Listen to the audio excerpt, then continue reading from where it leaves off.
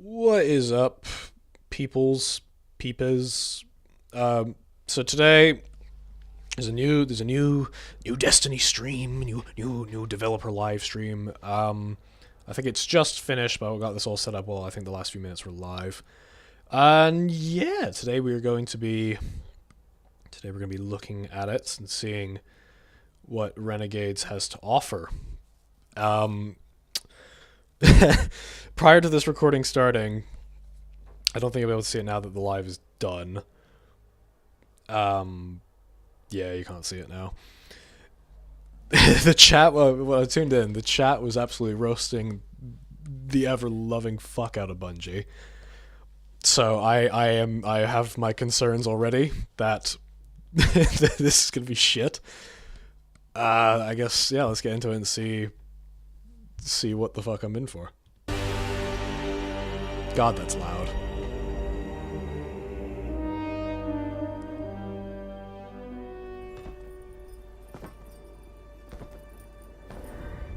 You are supposed to protect the people, not rule them.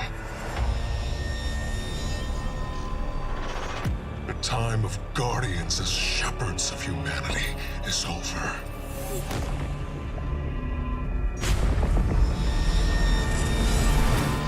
No! I've been waiting so long for this. Dredge and hope. They've shown me a vision I can't shake. New Cabal, the Barrent Imperium, sprung up out of nowhere across the system. That doesn't just happen. It's the Nine, and I'm putting together a crew to prove it. What do you say, weapon? Welcome to the new Mars. Now the only law on Tharsis is the gun on your hip and the light in your hands. You'll do well here.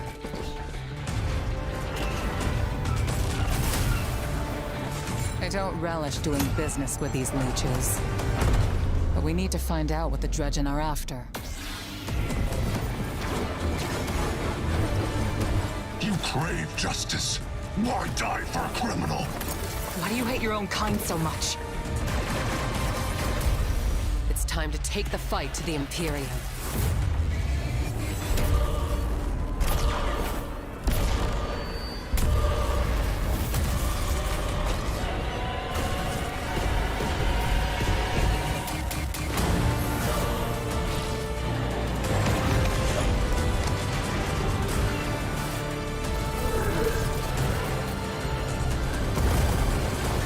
Finish it.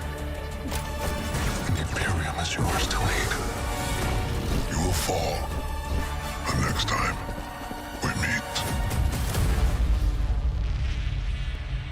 Only one play left.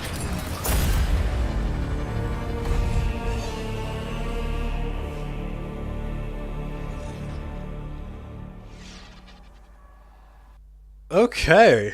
I'm gonna break that down before I go further. So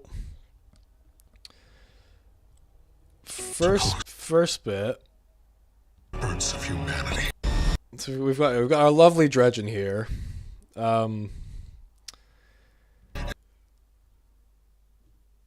It's over. So we've got Cabal super weapon. This is the bit that has me the most interested for this DLC expansion, whatever you want to call it. That there we go. So, you know, there's our old tower. So we are located somewhere down there. So there's the city. The Traveler has now moved back from wherever it was in orbit. I don't know if the portal's still on it. Traveler's moved back. And they just fucking glass it. That is interesting. That is actually... Okay, I won't lie, I'm hooked. I am curious.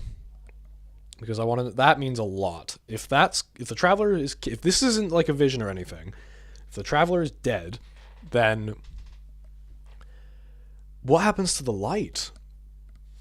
Because, you know, the Traveler gets put in the cage in the Red War. Our ghosts suck. We can't be revived. We lose the light. So if the Traveler's destroyed, what the fuck are we doing? However, that does mean then that... Where is it? So there, this is our Dredgen. I can't lie, he looks cool. The helmet looks cool, at least. I'm not sure how I feel about the leather red jacket thing. I don't know how I feel about that. The rest of him does look cool, though. So we've got... What the... Okay.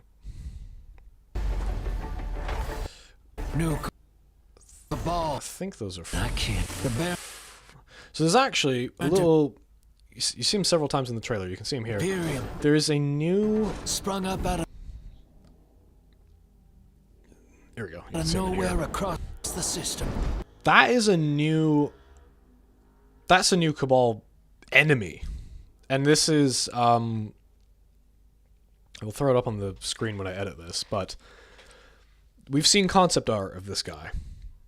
And we haven't seen him in any of the trailers before, but this... So he's got two of the Colossus cannons up there, and I'm guessing those are stasis that they're shooting, because this is obviously Strand with the green. That doesn't just happen. Yeah, no, you can fully see that it's a completely new enemy. So that's two new enemies we're getting. We're getting this fella, and we're getting obviously the walkers. And I'm putting together a crew to prove it. What do you say, weapon?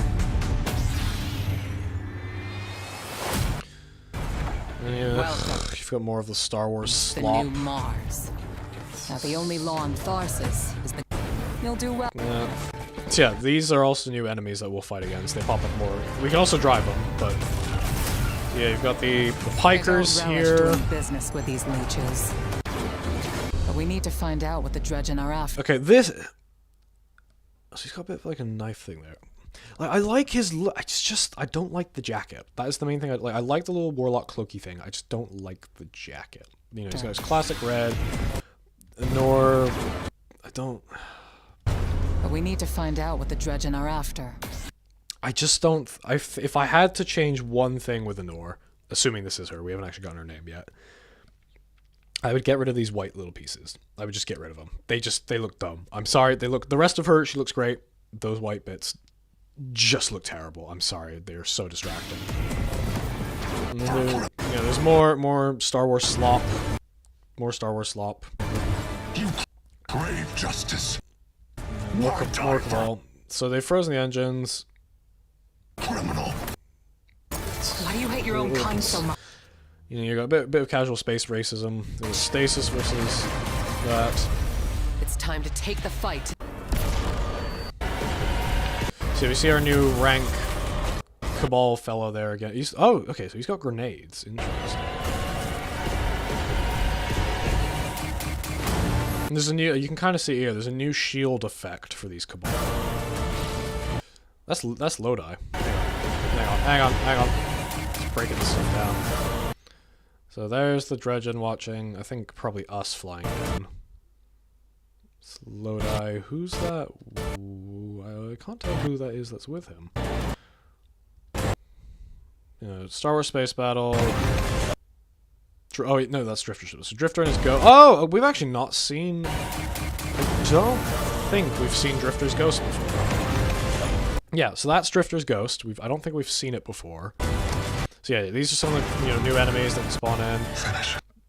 And you got your phalanxes back there. Drifter's Ghost. So he's...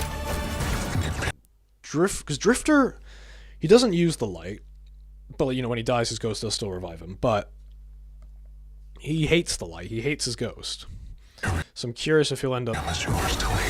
If he'll end up doing it. So there's Lodi again. You will fall. I think the person talking at this point in the trailer, I think is that new Cabal fella. We meet. Yeah, like the new... that guy. So what's that at the... I guess that's... Next time, we meet. Yes, that's the Traveler. It's the Dredgen. Okay. Only one play left. Oh, yeah. So who's he? So those are the Guardians. So, Drifter with his Thorn against the Guardians. So I think the main thing is the Drifter is being offered to turn against us, essentially. That's... I'd be so curious if they do end up destroying the Traveler. Because then I don't know how they're gonna go about the story with like the light and stuff, because we'll still be able to use Strand and Stasis because those are darkness. We don't need the light for that. I'm curious if the Traveler gets destroyed, how they'll write around the obvious issue of we can't use our light abilities.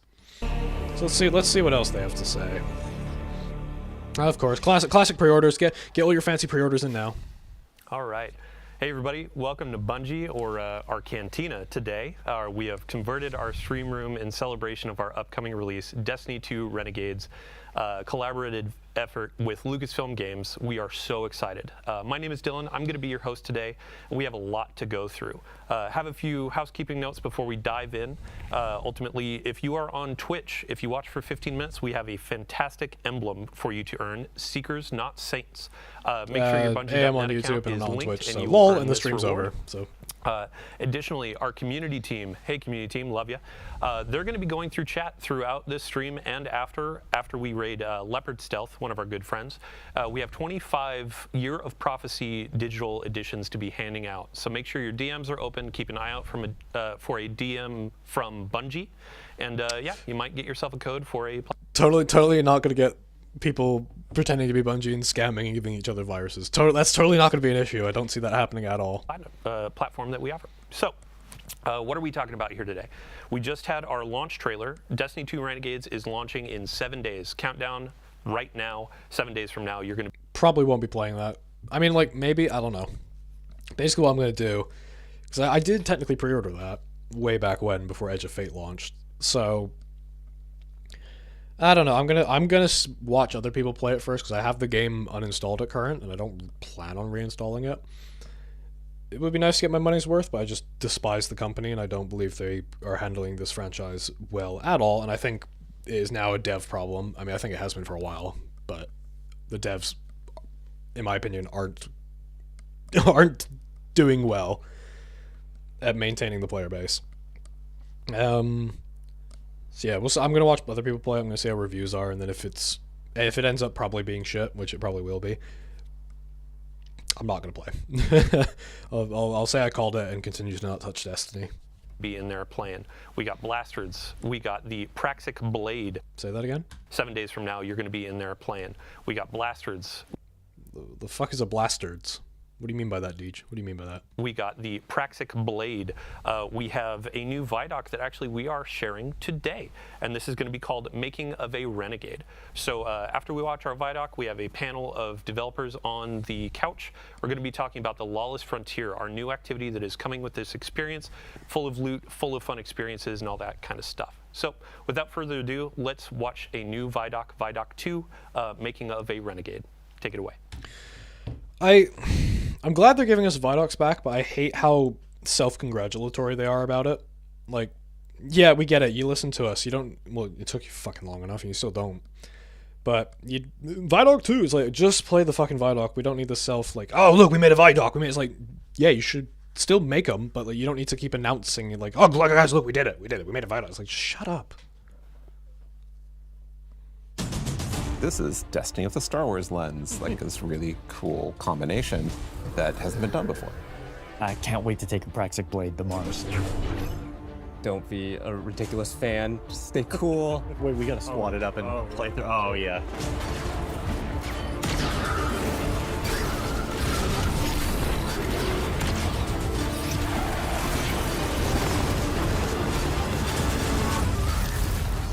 This is why we got into games in the first place.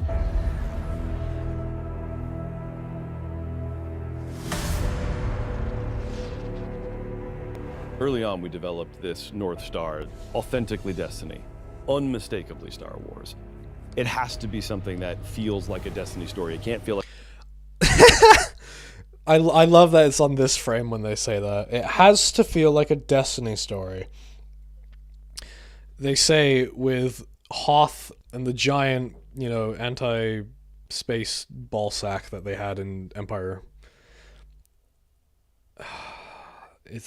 This shouldn't have been a Star Wars. Like, why is this Star Wars? Why? Like, everything about this is Star Wars. It's shit. I cannot get behind that. I think it's so ridiculous.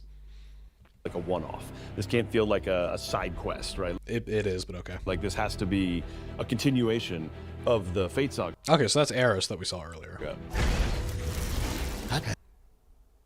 Why the fuck are... Okay, so he's turning into Xur. This vision. I knew came from the Nine.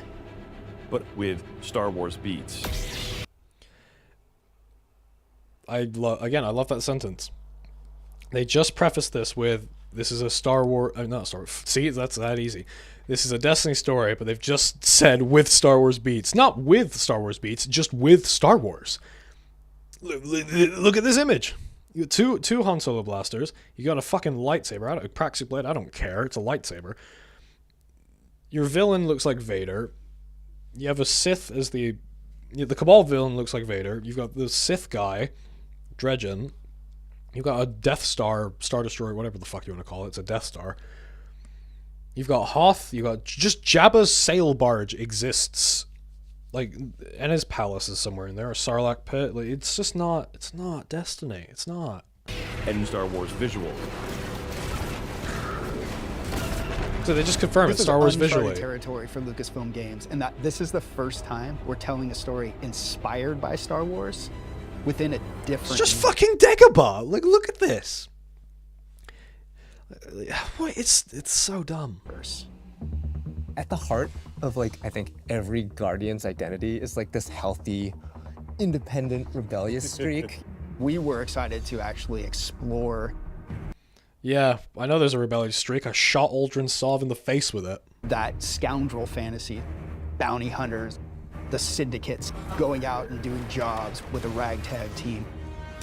We took inspiration from Star Wars to ensure the scale, visual language, sound. Oh my god, they're just gonna have the Force theme play. They're gonna have Imperial March. Oh my god, this is a Destiny story, but everything about it is Star Wars. They're just admitting to it. Like they are that creatively bankrupt. Holy shit. Inspiration from. There's no inspiration. You've just copied Star Wars to ensure the scale, visual language, soundtrack, and cinematic storytelling in Renegades delivered on everything. I hope to God, all I ask is I hope to God the lightsaber fights in this, that inevitably will happen, especially in this cutscene, are better than the sequels. The lightsabers are not giant heavy metal swords, they are light sabers. I want fluid movement. Please, for the love of fucking God, don't fuck that up. Fans They kind of seem like they're doing it, but I don't know yet. will have come to expect from the franchise. Renegades delivered on everything fans will have come to expect from the franchise. Yeah, the fans expect good story and listening to them. You've done neither of those. The Praxic Blade collaboration stands out. Okay, that's reassuring though that, like, A, I love that they're mocapping it. B, I am glad seeing this, that the fight will actually be good, I think. To me. Because we'll see the full thing lightsabers when are it comes so out. iconic, it was absolutely critical to get that balance right. The team at Lucasfilm Games was just so solutions focused. It wasn't, So how are they going to explain the Force? Because as you just saw in that little That's right. the team. you can see he's going to Force pull it. Like, how are they going to explain the Force? Do we just have telekinesis now? Like, is this deep sight, but I could just yank on you with it? At Lucasfilm Games was just so solutions focused. It wasn't, it has to be this way. It was a lot of back and forth and asking questions about how would this work? Well, let's talk about it. All right. Oh, so we need a different energy source. Okay. What would that look like? It was all about, like, what is best for the player. When we announced this collaboration to the studio, James may or may not have been wearing a fighter pilot helmet. Yeah. Destiny and Star Wars shared that same beating heart. I was like, oh, this is gonna be special. They share that same beating heart. Sci-fi. It's like, cool, that's where it ends. That's where the connection ends. They're so distinctly different. What the fuck do you mean?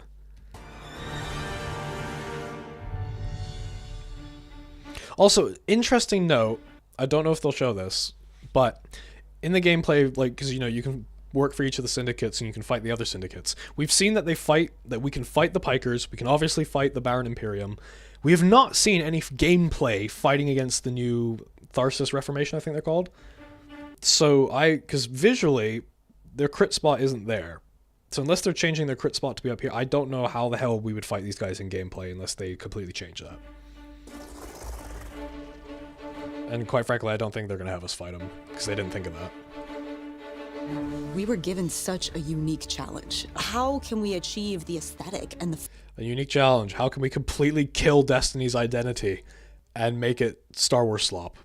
feel of Star Wars without losing the narrative threads that we've created so far for Destiny. You failed immediately. It wasn't until we found our footing with creating a foundation in Destiny that things started to click together. I remember the first time that we went down to San Francisco. We had this really big meeting. Did they go to the where it was ranch? The Destiny narrative folks on one side and the Star Wars narrative folks on the other side. We broke the ice by just asking, what's the bad version of this? We had a really good laugh over what that looked like. And through that, we kind of uncovered that this should be the aesthetic, the vibe of Star Wars. Why? With the truth to Destiny's narrative. Why though? that Why we does it needed need to be look there like too. Star Wars? Why? That's just a Sarlacc pit. That's just fucking Jabba's sail barge. No, I raised this point in a video I put out regarding Renegades and all that. What strategical advantage do the Cabal have floating this thing out into the middle of an active battlefield? What can anyone tell me what the strategic value of having a sail barge in, like, you're a fully military based faction, weapons, guns, explosions. Why would you have a sail barge? No, actually, why would they have one? Maybe it's a Lixney, I don't know. Again, though, no matter what, no matter which faction you put it to, why? None of you are royalty. None of you are Callus. Callus is dead. Like, what? Why? We begin 2 months after the Edge of Fate has happened. The world has moved and changed, and we're still trying to figure out what Binding the Nine means. The Vanguard have redacted the prophecy of extinction. They don't want the public to panic over this prophecy. The crux of our story is the Drifter asking us to help him break Vanguard law for good reason to confront a new rising faction of Cabal called the Barren Imperium. It's what drives Eris to help the Drifter out, as well as the player Guardian. Mommy! When we were thinking about what kinds of characters should be in this release, we thought about the kinds of archetypes we see throughout Star Wars. Yeah, and Drifter is an easy parallel. He and Han Solo share a cocky attitude, both former criminals.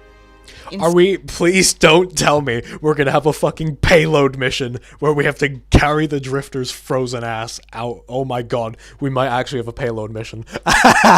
Please don't. Please don't. Everyone hated the expeditions in Season of the fucking Pirate or whatever. Season of the Plunder, I think it was called. I can't remember. It was such a shit season. That one where we had to move the cart from A to B and defend it. Everyone, please don't make that be a mission. Please. Star Wars, there's a plethora of sassy droids. We have our own version of that through Ghosts, and Blue is no exception. Oh, look. Thanks for nothing. Blue is a Drifter's ghost, and I think as soon as people hear her, they'll be delighted and incredibly... Is Drifter's Ghost or her? I actually can't remember for the life of me, and this isn't me making assumptions. I actually can't remember if they've gendered Drifter's Ghost before. If they haven't, that's cool. But the name Blue... I don't like that. I don't like the name Blue. At least like in relation to Drifter and his ghost's, relationship. Why would he name okay. Prized. Our voice cast is stacked. Dredgen Bale is portrayed by Alex Lee, who is amazing. You are supposed to protect the people, not rule them. And we also got Hollywood actual royalty Danny Houston to play Premier Loom. Holy. Okay, so he's just got Gaul's pistol. It's just a Gaul reskin, fuck's sake. Head of the Barren Imperium. Being able to work with someone from that kind of IMDb page was such an honor, and I was completely normal the whole time. Surrender to the Barren Imperium. Loom became this sweeping militaristic figure that I think is going to be a really good parallel to Grand Moff Tarkin or other evil military leaders from the Empire. So even though we're introducing new characters, we're still looking backwards at some of Destiny lore's most long-standing characters. Honor is another. Okay, so it is Honor. Okay, that's confirmed. But still, why? That headpiece looks so shit. She's our Praxic warlock. She's loosely meant to be a parallel to something like a Jedi in Star Wars. The headpiece looks She terrible. was part Please get rid of a it. Vanguard Please. Internal Affairs group that would police Guardians on the usage of darkness. Don't make me regret abandoning my post to help you. Not now, Honor. Yeah, she has to grow up with the times a little bit because the world has changed and a whole lot of. I am curious to see the dynamic between Honor and Drifter, because those who don't know, during Season of the Drifter, when you had to do that very consequential and very actions have consequence choice between siding with the Vanguard or siding with the Drifter. That still has not been resolved, by the way. There is still no follow-up on that, and I think they've completely forgotten about it. But, point being, Honor has been keeping tabs on the Drifter, and then if we sided with the Vanguard, I think we put like little listening chips and shit around for her, if I remember correctly. Point is, she's been watching the Drifter for a while, so and fucking hates him. I mean, she's a prick.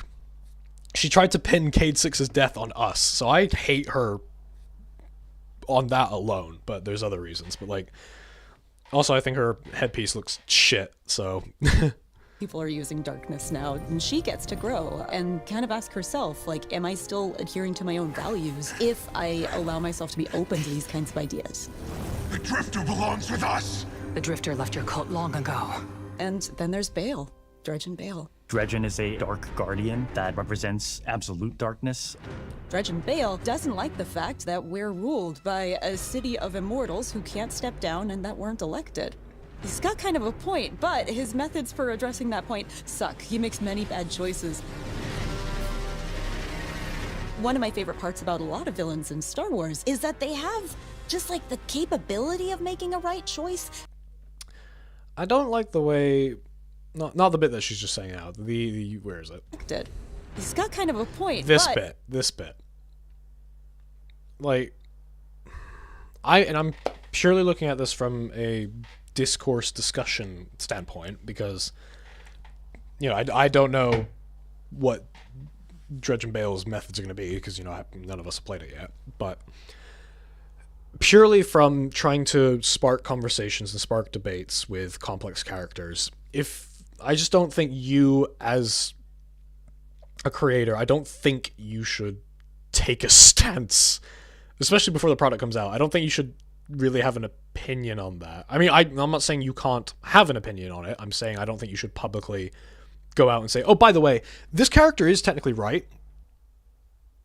Yeah, he just doesn't do it in a great way. It's like, cool, okay, so you've just admitted that he is right, so you've just killed the potential for any conversations and any cool, unique debates.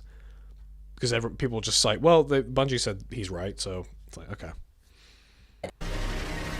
One of my favorite parts about a lot of villains in Star Wars is that they have just like the capability of making a right choice and then consistently do not make good choices. Bale is trying to fill a hole in his life in all the wrong ways. And he just can't, and he never will. But man, we're gonna hope that he does someday. The time of guardians as shepherds of humanity is over. He's very much like Kylo Ren. Yeah, so how are they gonna, I think they're gonna address this. How are they infusing, how are you gonna do the Force? This has been an opportunity where you love Destiny, you love Star Wars, you want to do something with both. What are you going to put into it? Oh my god, it was such a challenge at first, finding that sweet spot of how do we make something that can live in both worlds and not feel out of place in either. But well, again, you failed already, because all the Star Wars shit feels completely out of place. Everyone's been saying that, so you failed on that front. But also feel totally new and exciting. It wasn't always about where do we find the exact middle ground, 50-50 Star Wars and Destiny, because at that point, you're feeling almost a little derivative. Mm-hmm. There's those moments along the way. Oh my god, please don't do a trash compactor scene, for fuck's sake, please. Have some originality, please. This is just Star Wars. This is not the purpose of the collaboration. We want to have something kind of new. But it is just Star Wars. It is. Like, you cannot look at me in the, like, fuck's sake. Where is it? No, go back. Mm-hmm. You cannot look me in the eyes and say, oh, we're trying to find middle ground. It's like, no, you've just chucked the trash compactor scene, threw a Guardian and a Ghost, and that's it. Like, no, you are so devoid of creativity. The purpose of the collaboration. We want to have something kind of new that makes you think of both.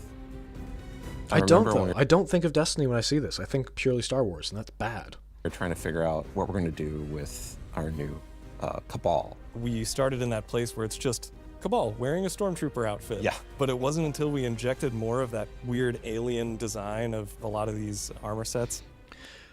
See, I actually prefer these helmets to what we currently have. Like, it's literally just add this like sci-fi HUD thingy to it, and you fixed it. That was kind of what switched it over from like This just looks like the front of a car. I can't remember, so I've seen this image float around, but this just looks like the front of a car. Like, move these helmets, reshape them per different enemy. Like, clearly you've done back here. Just throw them on everyone. Like, you're so close. I actually like these designs, but like, just the helmet's shit. This is too derivative to this is really working. I think it comes through in the visuals in every single map. There are little Easter eggs and little treats. Little Easter eggs as Jabba's sail barge is right. Like, fuck off. Here and there that we hit around, and Lucasfilm Games has been awesome at collaborating.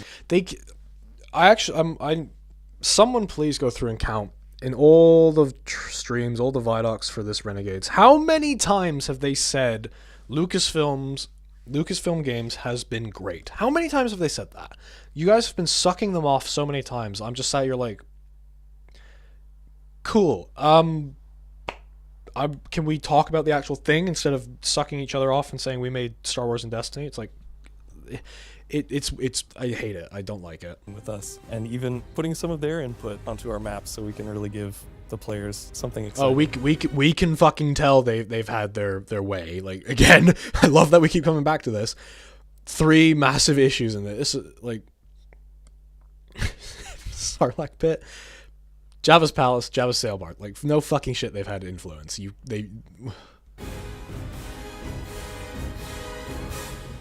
The switch flipped in my head like, oh, we would never have done this without this collaboration was the Syndicates. Yeah. We're going places with the Vex and the Elixni and the Cabal that we really weren't going to go before. Oh yeah, and trench coats. And trench coats, yeah. We have Vex in trench coats that are playing cards. It's so awesome, and I don't think we would have dared do that if we didn't have this opportunity. No, and it was the perfect time in our universe to do it too. The Star Wars fans on the team just start coming out, telling their stories about what they're excited to build, and far be it for me to get in the way. They still haven't shown that we're going to fight the Vex Syndicate. So it's just going to be picking between Cabal and Elixni. Like, goddamn. A lot of weapons in Destiny. How do you take a weapon in Destiny? Oh my god, it's just the bunker from Endor, fuck's sake. Literal, like, 4 digits of guns. And understatement. Right? And make something that feels new, but also does justice for Star Wars. And Blaster was really obviously the choice. Holy blaster They're roughly slop. in 2 groups. There's dynamic blasters, which are intended to be harder hitting, firing a ton. Oh shit! Never mind. I take it back. Okay, they've answered that. There's the Syndicate Vex. Never mind. I take it back. Cool. Brute force. And then we have a number of balance blasters. As you're shooting, and the heat is building up, you're going to have This is the closest we're ever going to get to Republic Commando 2, by the way. This is the closest we're ever going to get. venting opportunity where you can hit a perfect vent. It's like functionally a reload, so you can start shooting again much faster. Sweet. I gotta ask though, what about those Cabal blasters? Are they accurate? What difficulty are you playing on?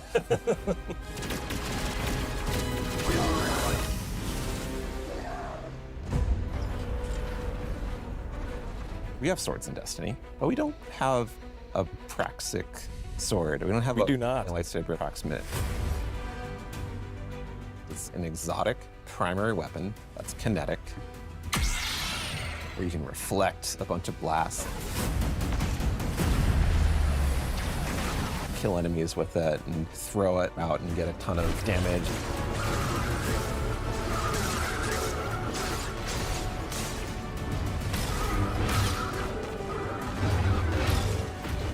Having the sandbox be able to explore this new ability ecosystem with renegade abilities. We've taken so much of this opportunity and turned it into what we can grow. Every corner of the game, from the art, the design, the audio, the music, the UI, the rewards, completely infused with the magic. Hang on. UI, the rewards. He's not even... He's not even got his finger on the trigger. Completely infused with the magic of the collaboration. It's really been a real treat to be a part of. Yeah, it's super satisfying.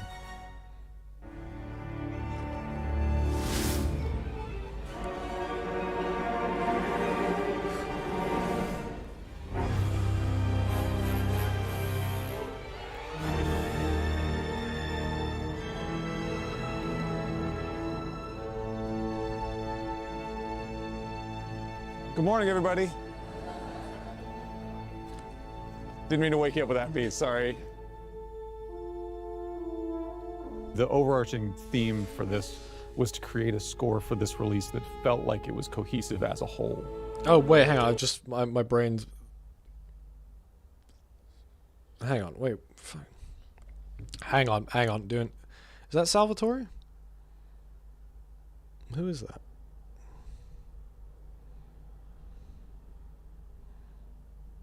Yeah, okay. So yeah, they fucking brought him back after firing him. Jesus Christ. For this release that felt like it was cohesive as a whole. We're all talking to each other and collaborating with each other. We were able to explore different ways of orchestrating, different ways of writing with the orchestra that expand on the Destiny palette and make it fresh and new. When I look at the Star Wars scores, there were certain elements that naturally fit string flourishes or wood flourishes that would play into a certain moment. When it's like, oh, I know I want something to feel more Williams, so I'll push it. Not this Williams, the John Williams. I'll push it more in that world. Another thing too is the amount of percussion. I had some ideas that felt more full-on Star Wars, and once you like flesh out the percussion arrangement, it instantly sounds more Destiny as a result. For me, a lot of it was about framing, where when I use a lot of the Destiny themes, how I set them up and how I'm transitioning in and out of moments are much more Star Wars-y in terms of the harmony and orchestration. I think the most exciting part about this was the opportunity to work with these guys and Mike. You definitely made it a point. I just find that so funny because they fucking fired him. They fired him and then they said, we've kept the right people. Like, holy shit. No, that's bad. Bring us together and listen to each other's music. But Brendan, you wrote something with the most beautiful oboe solo in it, and it drives me nuts that I didn't think of it first. No one wanted to follow Brendan is what it came down to. Brendan's cues just sound amazing from the start.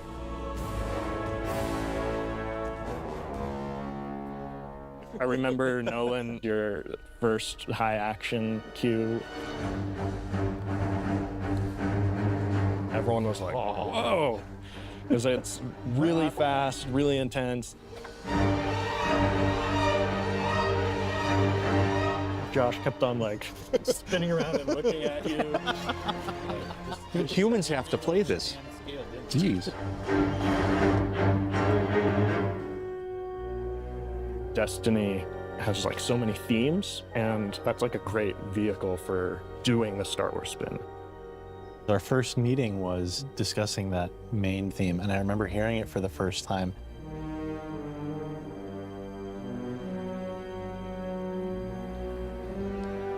And everybody kind of perked up when we all heard it. We're all having ideas that were just a little bit different from one another. That was all sort of impacted what the final version of the theme was.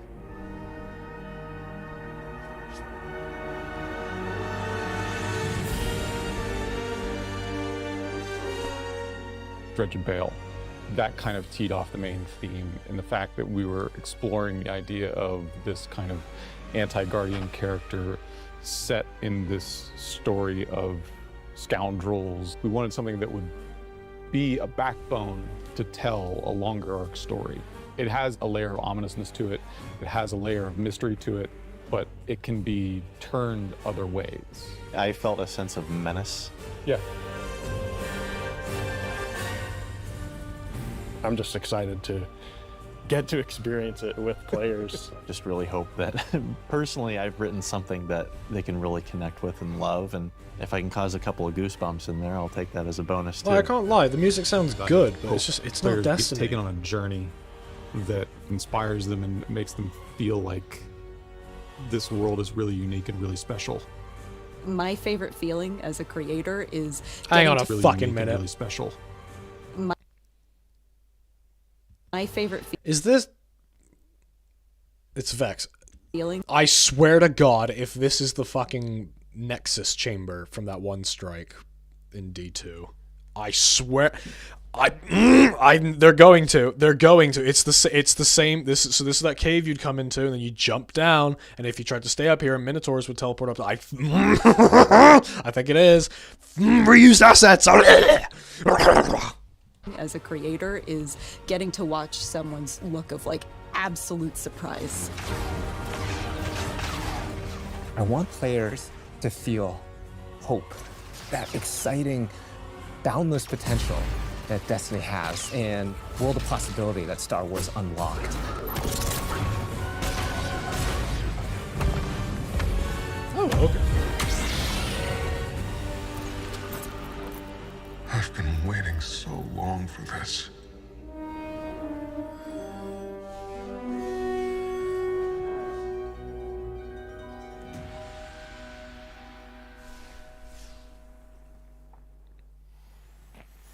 All right, welcome back to the Cantina.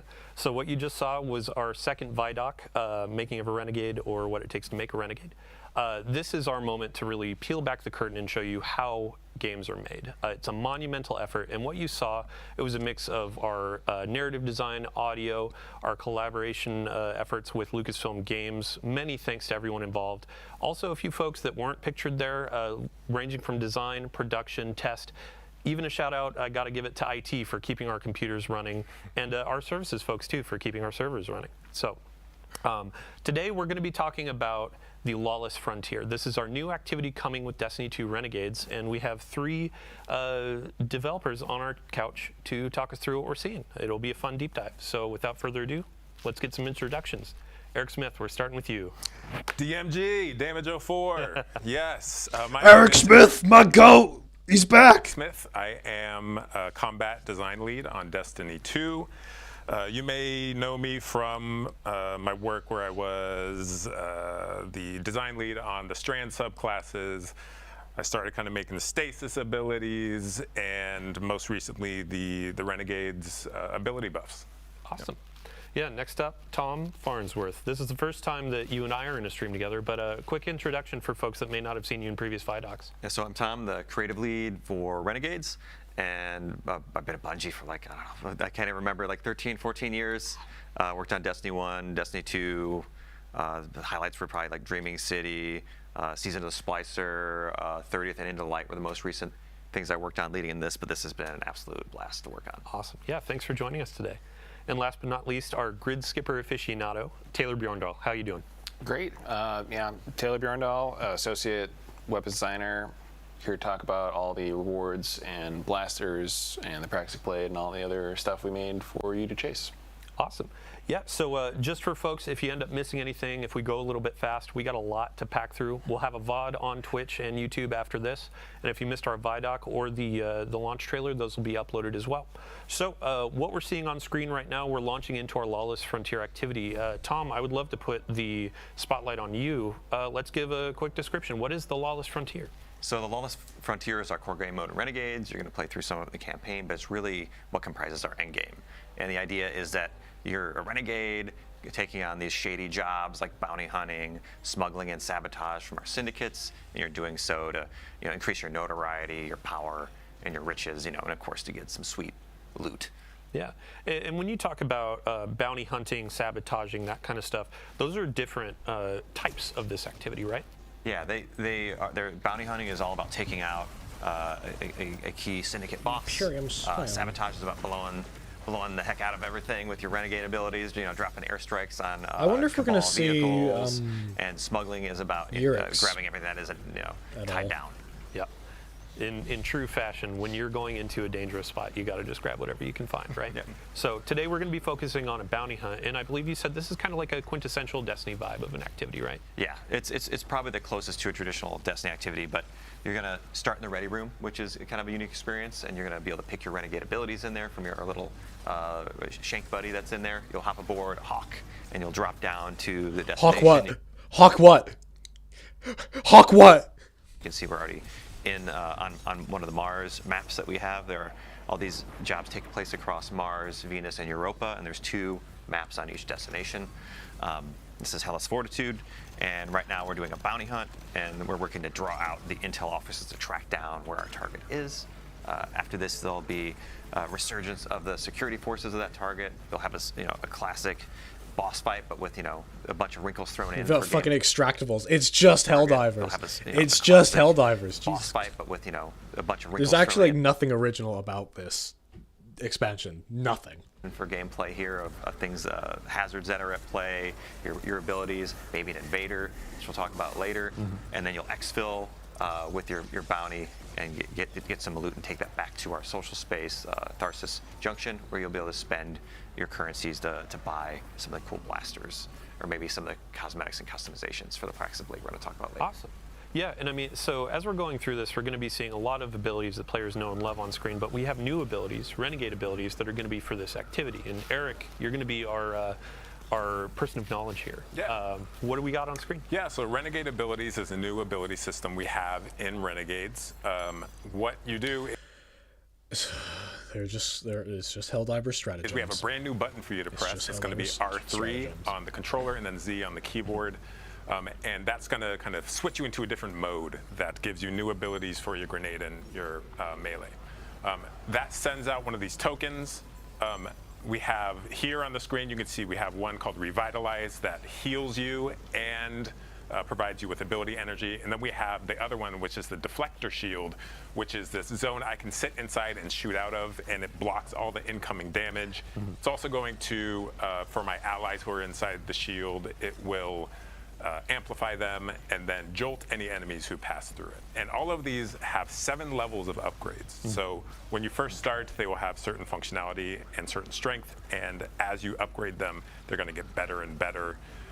And they really change the gameplay, right? Like they're kind of these pocket supers almost, that as a hunter, I'm able to be like, I'm going to build support, right? I'm going to choose these 2 support Renegade abilities and make sure my team has what they need to survive this tough environment. You can also see in this mode we have non-regenerating health. So things like that Revitalize Renegade ability are really going to come in handy to be like, we need to take a break and heal. Let's pop over here to some safety, and anyone can build into that if that's what they want. We have things like vehicles that you can pull in or you can call down from your ship. So that's one thing. There's so much to talk about. Yeah, well, before we get to the ship, actually, let's talk a little bit more about the health mechanics in here. Because we had this in some previous activities like Nether, and we got a ton of great feedback on like how much you get back, how you get it back, and I've seen already in this activity, as you're going through, there are some pots. There's some ways that you can get it. There are the Renegades abilities. But Tom, if you want to talk a little bit more about it. We took Nether as a base, but I'd say this is a little bit more forgiving. The way that health works is, you've got a large pool of health. It does not regenerate at the top level, but if you get down to 0, it will regenerate to the base shield, so you don't suffer the red flashing screen. And you can either use a normal sandbox like a rift, a healing support weapon. You can crack open these pots that have those little healing orbs you can see on the screen to get some of your health back. Or you can use things like Revitalize and like build your Renegade abilities into kind of dealing with those kind of challenges we're putting in front of you. And one thing that I really like about this mode is like we've got Expert, Master, Grandmaster, and on the Grandmaster you're really gonna need to use all these abilities that kind of like coordinate with your teammates and kind of build a loadout to kind of conquer the challenges we put in front of you. Awesome. Yeah, so going back to, you had mentioned the ship when we're using our Renegade abilities. And I think earlier, outside of the Vex Dome, there was kind of like an airstrike that happened too, right? Yeah, we have a strafing run that you can upgrade, and your ship, so the one that you have customized and put your shader on, will fly through the arena and drop bombs in sequence, right? And as I upgrade this, it gets more and more devastating until it like is, beyond any of the supers we have in the game.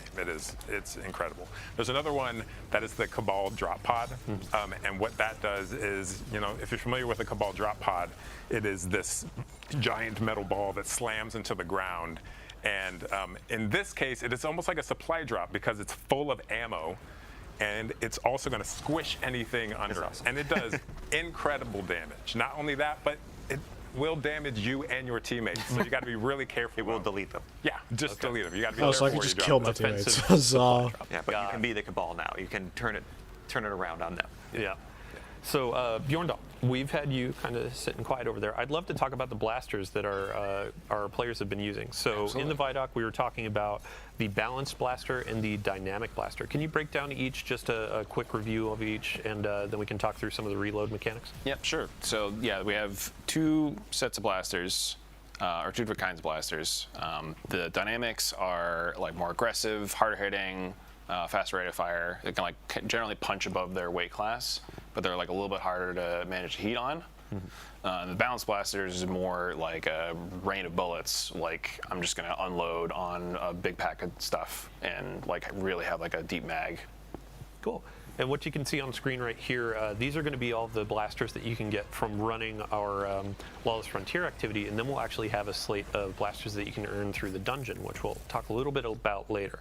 But yeah, when it came to really balancing blasters and bringing them into Destiny as a new kind of weapon type, I would love to hear what were the challenges, what was some of the fun in developing those things with the team? Absolutely, yeah. So like one of the things that was in the Vidoc was kind of finding the balance of like how much Star Wars versus how much Destiny we wanted on these things, and it was a collaborative effort with basically everybody on the team. These were Mercule's projects for most of this release, but it was like a big effort on design, test, animation, audio to really sell the experience of using these and to make them look and feel the part for like what people wait, is that would expect Praetorian? from both the Okay, so Destiny that's gun what these new guys and are the Star called. Wars blaster. Okay. Awesome. Yeah, I mean, since we're on the topic of loot and gear, our Guardian right now is using the new Praxic Blade and also getting smashed by a Cabal drop. But I'd love to hear about the customization that y'all developed for this, and this can be Tom and Bjorn talk to it. Yeah. Sure. Yeah, so you're going to get the Praxic Blade by collaborating with Honor throughout the campaign. She's going to like deem you worthy of earning it. You'll go on a cool little quest that I don't want to spoil to earn one for yourself.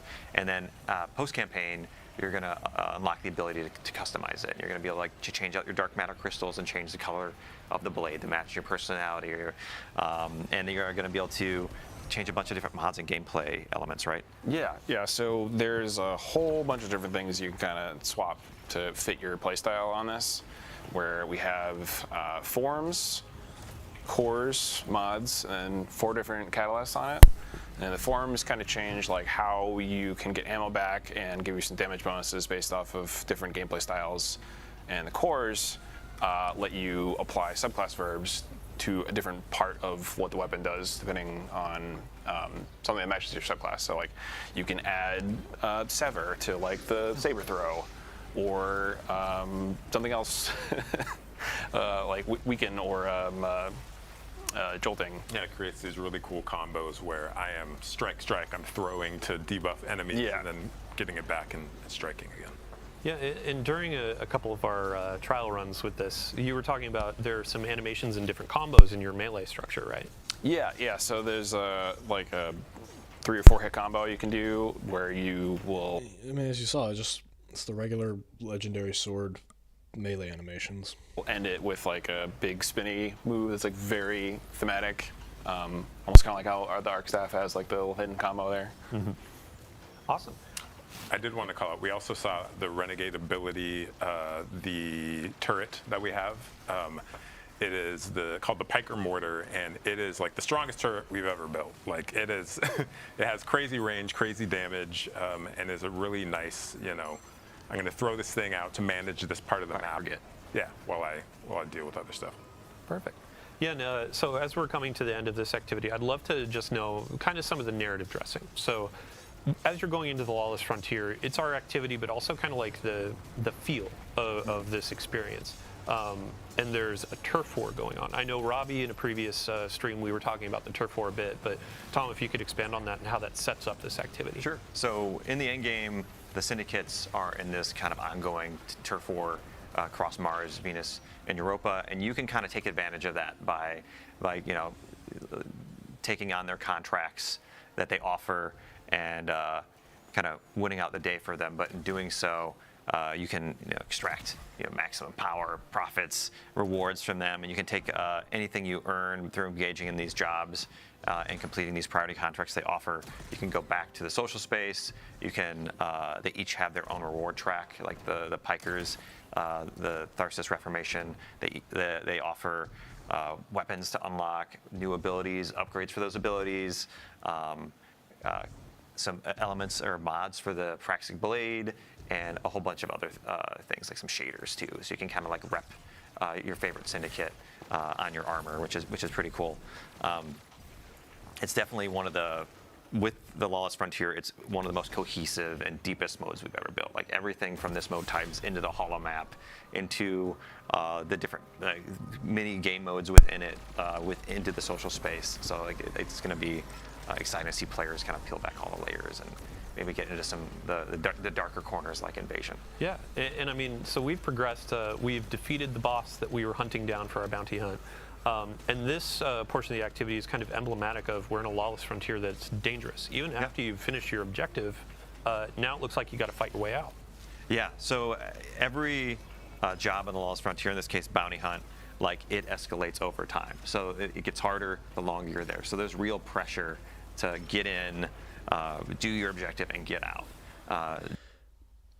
My question about this, and they'll probably answer this, is do you have, with the extraction, they've signaled to leave, do you have to kill all three before you can extract? Is there not just a timer and then you just hold out?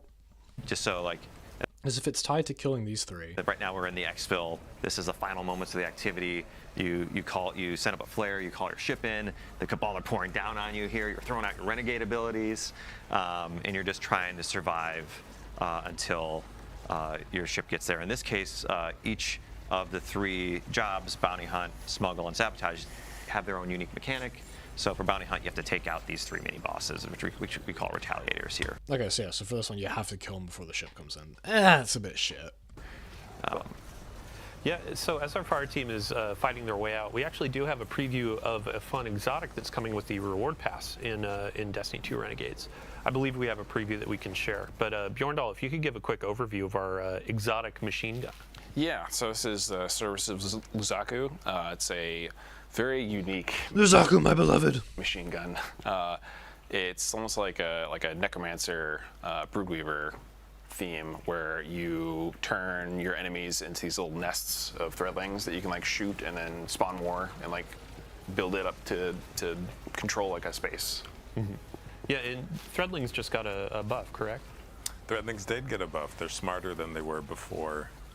Yeah, and to segue more appropriately, over the last few weeks we've been doing a series of blog articles with y'all on the Sandbox team talking about the core game updates coming to Destiny 2 available to all players. So we have a lot of quality of life changes that are coming to your supers, your subclass abilities, all that kind of stuff that we just previewed yesterday. Mm-hmm. One of which, Warlock focused, was around threadlings, your strand abilities.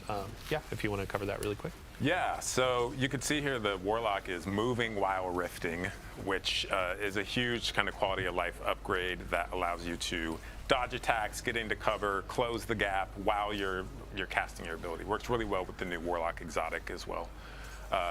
So there are, if you haven't seen that article we put out yesterday, please check it out. There's a lot of great buffs. We've shown hunters a lot of love. We love our hunters. We want them to feel powerful. Yeah, we saw some feedback with the exotic tuning article. Hunters were like, "Sure, wait, I want to see more," which in the future we will definitely have more. But in the abilities preview, talk about the future, but we can't. But because there's a lot of exciting hunter stuff that we are working on. So with the abilities updates for hunters, Golden Gun got a pass? Yeah, so Golden Gun got a pass, does more damage, and now scorches on impact. We fixed an issue where you had to step outside There's your well. still 30 more minutes. So you can stay Fucking in the hell. well. Outside of that, we saw in the gameplay Gunpowder Gamble. If you throw it and you shoot it before it explodes naturally, it does more damage, more radius, and also spits out little kind of seeker projectiles. Yeah, and as we're getting our loot, we need to cover the Titan changes for Sentinel. Sorry? Sentinel. Yeah, the band. Yeah, Sentinel Shield. We're excited about this one. So Sentinel Shield is getting a shift a little bit. A bit of a rework, right? Yeah, a bit of a rework. The usage rates weren't great, and we want to provide something that is kind of on par with well as far as like what am I going to take into a raid to support my team. So in Renegades, your Sentinel shield, as you're holding it up, your allies behind your shield are going to auto reload, and there's just kind of rhythm to it. So if you can fire at the right time, you can just be like rocket, rocket, rocket. So like the actual like damage increase is big. Not only that, but as I guard my enemies and the shield takes damage, I'm charging this bar up that charges up my shield throw, and at full charge, that shield throw is going to do Thunder Crash level damage. Yeah, fucking what? Yeah, what, mate? Yeah, run that back. Which, depending on how players use it, maybe you even get 2 of those out of a single super. What, like it's what do you mean by that, lad? And that's what we want, right? We want to provide that power fantasy to players. I think this era of Destiny is like fun first. Yeah. We want players to have a great time and feel overpowered. I'm gonna hold you to it. Yeah, I honestly can't wait. But yeah, so we finished our activity, our first run of the Lawless Frontier. Now we're gonna go into another. And Tom, you had mentioned invasions earlier in the stream, and this is going to be our opportunity to show a little bit of that, flavor. We're going to look at some of the UI in the orbit screens and our new holo map, and then we're going to show what it is to be invaded, new optional activity type as well, right? Yeah. So in Invasion, like you might be familiar with Gambit. This is kind of like a new take on that kind of familiar mechanic. We're bringing Gambit back, boys. I hope you're happy. Yay! Yay! Mechanic here in Renegades, and we want players that kind of take on the role of... No, I hate the portal. I hate it so much.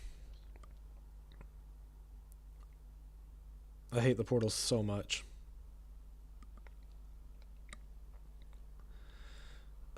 Just get rid of it. We don't need it.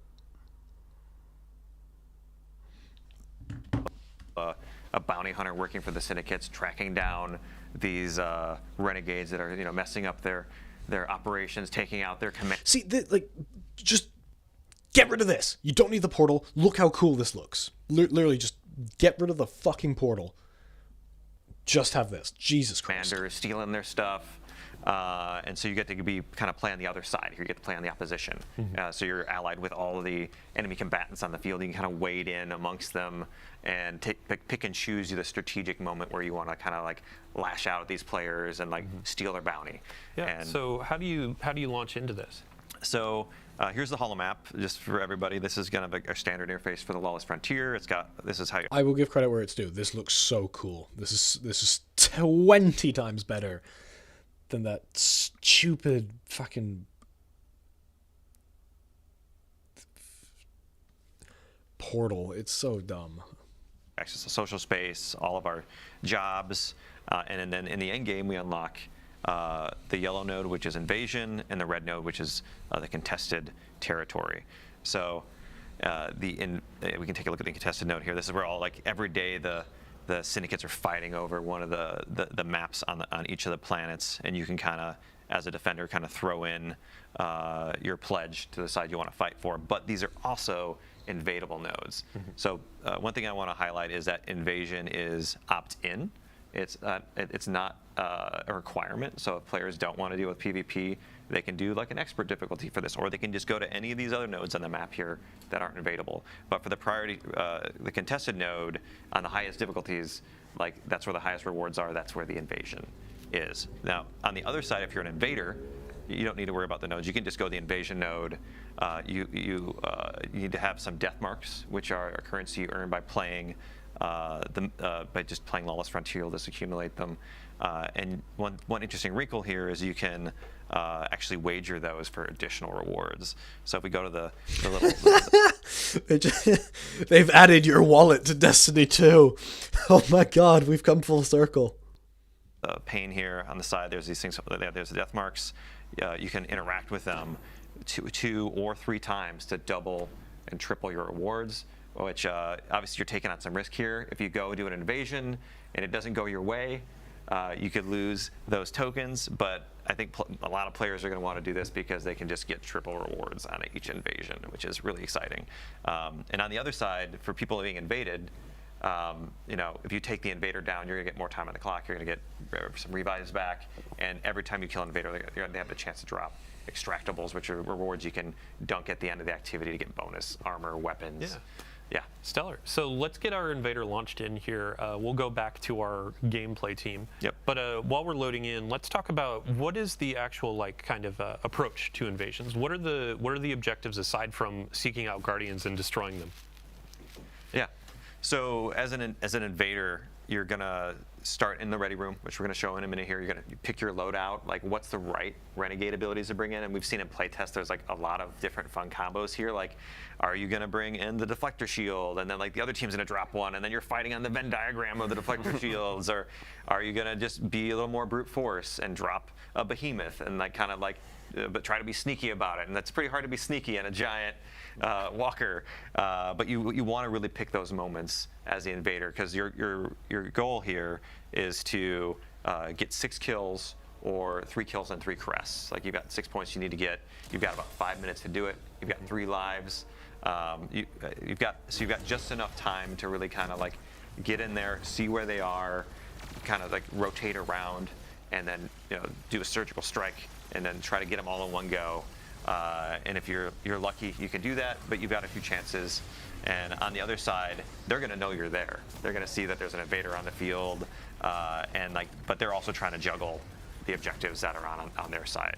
And they don't know when in the activity it's going to happen, right? So it could happen early on, it could happen later. Yep. But it only happens once per. Only activity. once. Yeah. Gotcha.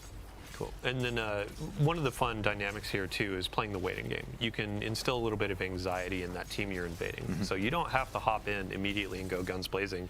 You can wait until they're at a pivotal moment where they're like, "Where's this guy? Yeah, What's wait going to until they happen?" fight the boss. It's been 3 minutes. Where are Wait they? until someone breaks off to go find a chest. Yeah. Oh man. So in terms of balancing as well, are there any like extra abilities or things that invaders are going to have at their disposal, or is it just a match of the renegade abilities? It's mostly renegade abilities, though. Invaders will have some amount of super, no heavy, and when they come in, we do highlight the PvE, the defender players, just so like they have a little bit of an idea where to go. They finally And they can acknowledge use that PvP. knowledge, to kind of plan their initial attack. Cool. Yeah, and it's been a bit of a balancing act as you've been going through this in the different cycles. In Gambit, like, we juice that invader because it's a 1v4. In this, because you have the chaos of the lawless frontier and all that kind of stuff. Like, you want it to be tilted a little bit because it's 1v3, but also you want to make sure if players are opting into this, they still have a fighting chance. Yeah. So. And there's also the element of the non-regenerating health, which is a larger health pool, right? We've tuned it so it's more or less the same TTKs or time to kills as you have in Crucible, but players don't regenerate health, so you kind of have to take that into account when you are, when you're. There's some attrition invading. that can happen, like for the invader, where they can kind of wear people down if they're not paying attention. We have our invader in their ready room. Let's talk about their shank buddy here. Yeah, here's our little shank buddy.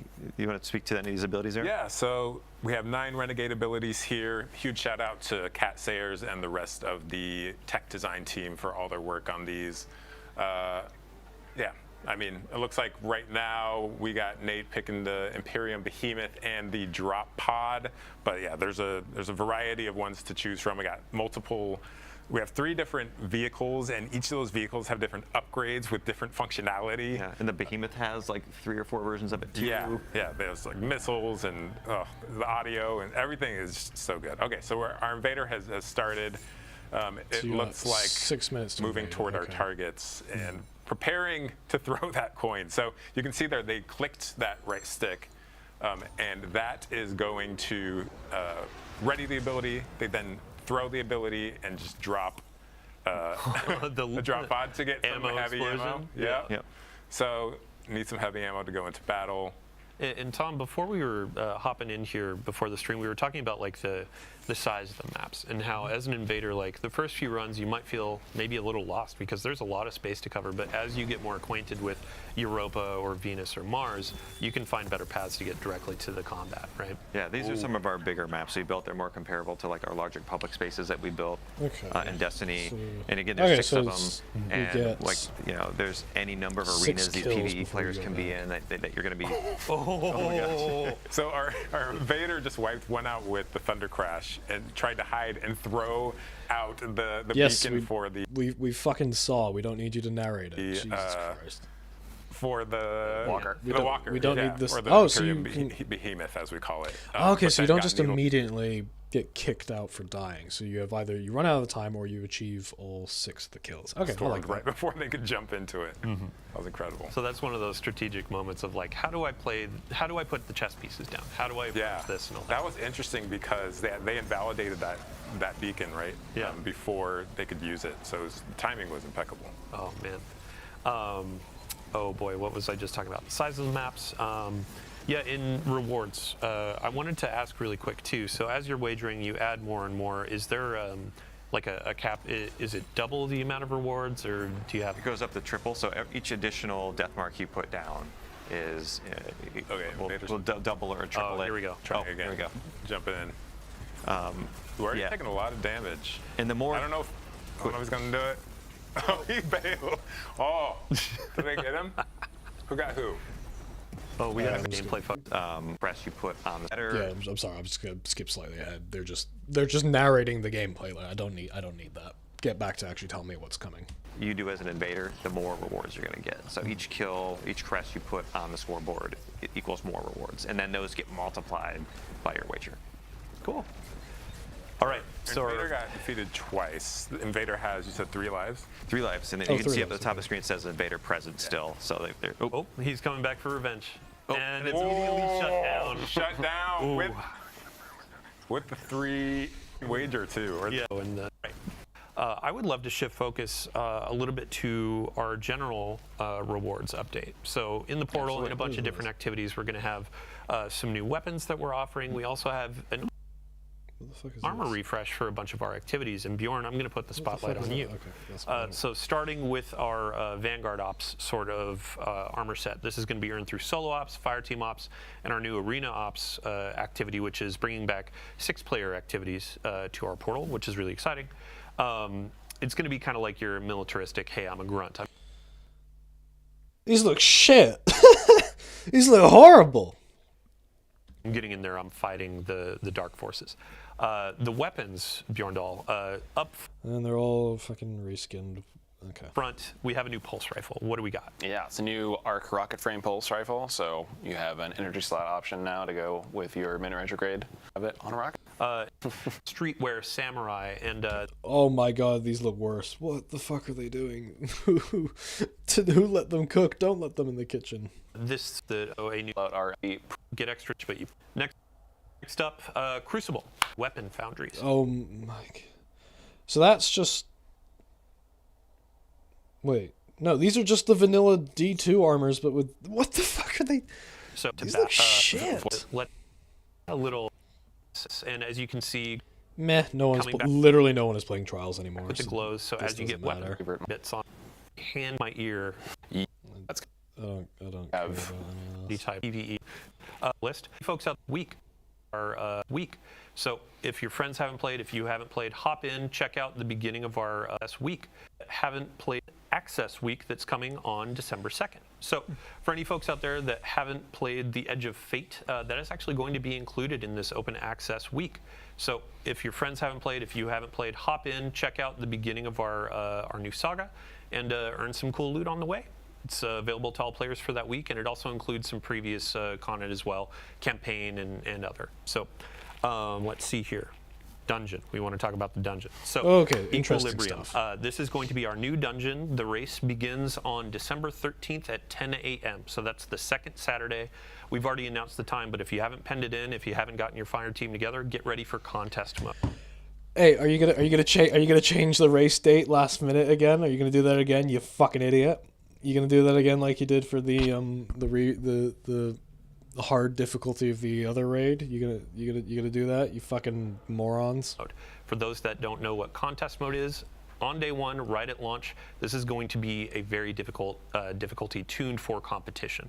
So if you want to go and try to be the world's first completion, this is your place to shine. And if you win world first, we have a cool trophy or some goodies for you. So contest mode is going to be available for the first 2 days, 48 hours of the dungeon availability. You can earn a really spicy emblem and some cool stuff as you go through that. And after world first has been declared, we will also have normal mode. So if you want to give a pass on some of that harder difficulty content, you just want to dive in and see what's on offer, that'll be there for you. Before we move on, we actually have a fun trailer to show. We can go ahead and roll it. 6. Everything you've shown me, I've made real. Oh, we've already seen this. I've marshaled a new Imperium to snuff out the light.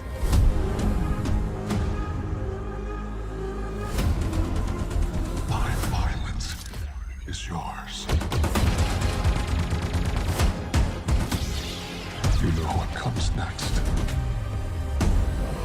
Give me strength.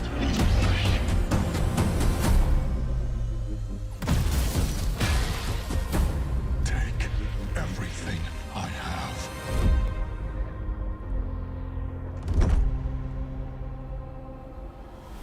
Welcome back. So watching that trailer, I just realized we actually missed something with Invasions. We were talking about the Praxic blade and customization. There are different saber colors, correct? Yeah, there's a wide variety of classic colors that I think players are going to have fun chasing down throughout the end game and maybe even Invasion. Awesome. Yeah. I mean, we showed it on the screen. Red, Invasions. Yeah. So, okay, moving right along, ending out our show, we're going to be covering what is going on through the end of the year. So during the launch window, we'll have some really cool things coming around. Vanguard orders are coming in week 2. And then after that, we're going to have the Dawning returning. So this is our winter celebration, our event, inviting Guardians to hop in, play some activities, get some fun rewards, and bake cookies for their favorite vendors in our tower. So Tom, just a really brief description for folks that may not know what the Dawning is. Furries! They've made furries! Yippee! So the Dawning could be drifters outside, like, ooh, you're putting enemies into the people. Okay. Next time. Yeah, I don't really care about the Dawning. So this is just the same trailer they already showed, isn't it? Yeah. Alright, well that's that then. That was... I'm just not impressed. Like, there's an interesting question of do they just blow up the Traveler? But it's surrounded by Star Wars slop, so I think that's a pass for me. I don't think I'm gonna... Yeah.